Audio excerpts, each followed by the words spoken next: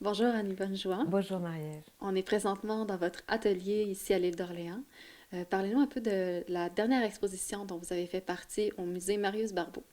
L'exposition s'intitule Fleurs de glace et en fait il s'agit de présenter des coffrets que j'appelle des coffrets jardin que j'ai réalisés, j'ai commencé à les réaliser durant le premier confinement dû à la pandémie l'an passé.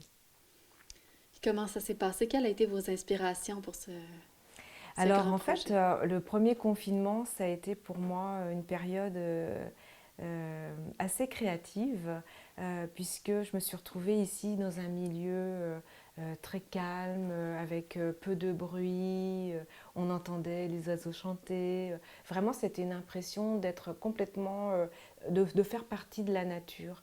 Et j'étais en période de recherche pour cette exposition et ça m'a permis, cette osmose avec la nature m'a amené en fait à réaliser des œuvres, des sujets, explorer des sujets à partir des fleurs en papier. Pourquoi le papier?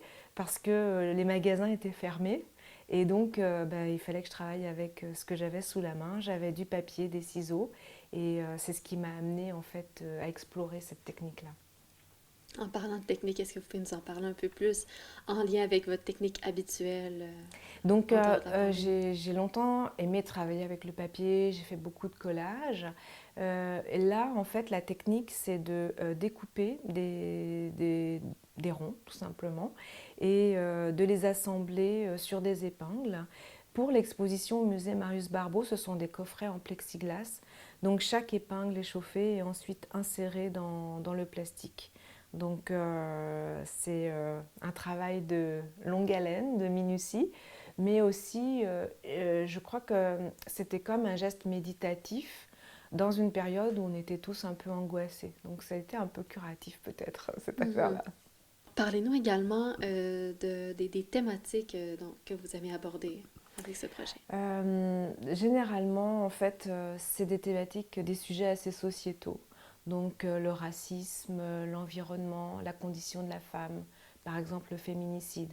Le premier grand coffret jardin que j'ai réalisé, ce sont des fleurs blanches et dorées. Chacune est différente. Et en fait, sur certaines d'entre elles, j'ai écrit le nom des jeunes femmes qui ont été tuées à Polytechnique. Donc c'était comme un hommage à toutes les femmes, pas juste celles de Polytechnique, mais toutes les femmes qui subissent des féminicides en ce moment.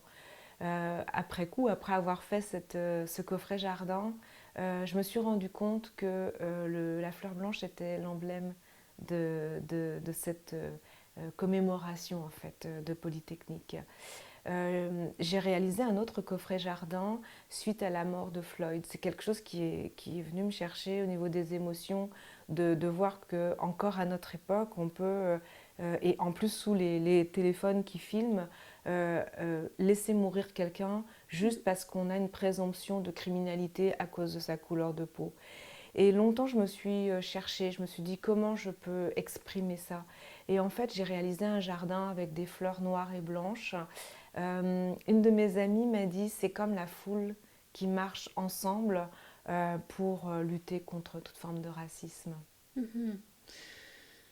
Puis, parlez-nous un peu de vos moteurs de création en général au niveau émotionnel. En fait, euh, c'est souvent justement un événement particulier, mais qui évoque quelque chose de beaucoup plus universel qui vient me chercher. Donc c'est comme, peut-être banal de le dire, mais j'ai vraiment une émotion à exprimer, à sortir de moi parce que ça vient me chercher, j'y pense. Et souvent le jour où j'ai trouvé l'idée qui va conceptualiser ça, qui va concrétiser mon émotion, eh bien ça me libère et après je l'abandonne aux autres. Donc la plupart du temps, les visiteurs de mes expositions me disent bah, oui, j'ai vu ça, oui, je comprends le propos et vont même plus loin que ce que j'ai pu vouloir exprimer. Mhm. Donc, c'est un processus qui est partagé aussi.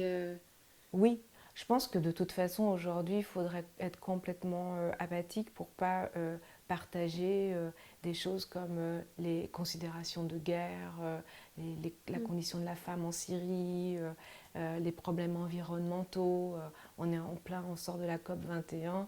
C'est sûr que la première œuvre que j'ai faite dans l'idée des coffrets, c'était une œuvre qui s'appelait Le septième continent.